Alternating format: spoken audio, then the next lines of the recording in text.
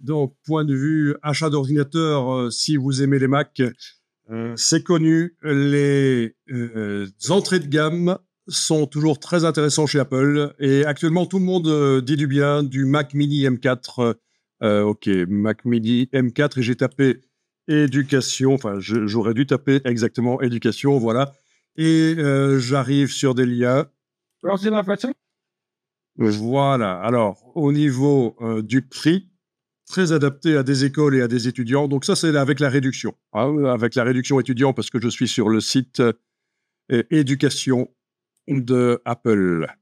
Il y a toujours une réduction pour ceux qui font partie d'une école, un papier de l'école ou une adresse de mail de l'école, une adresse mail personnalisée que l'école vous a donnée. Ça marche sans problème. Et donc, l'entrée de gamme 579, il est vraiment génial. Tout le monde en dit du bien. Mais c'est un Mac. Les PC, c'est bien aussi. Évidemment, c'est autre chose. Mais alors, au niveau des prix, dès qu'on commence à aller plus loin et à ajouter un disque dur 2 fois plus gros, par exemple, voilà, au lieu de 256, 512, qu'est-ce qu'il y a d'autre comme différence ici? Pas grand-chose. Ben voilà, 829 € tout de suite. La mémoire 24 Go au lieu de 16, toujours avec le disque dur 512, 1079. Voilà, donc c'est moins intéressant dès qu'on commence à essayer d'ajouter les choses. Alors on pourrait se dire 256 Go comme disque dur interne, c'est pas beaucoup, mais on peut mettre les datas, les données sur le disque dur, sur des disques durs externes connectés, évidemment.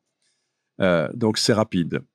Donc si les Mac vous intéressent, ne pensez pas que ça va être nécessairement très cher.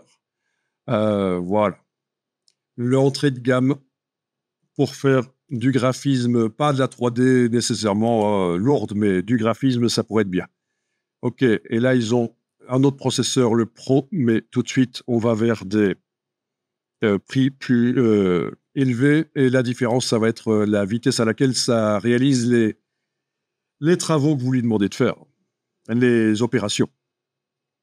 Bon, je vous invite vraiment à recouper les informations et aller voir, aller demander à des gens qui utilisent déjà, aller voir des infos sur le web, sur YouTube, etc.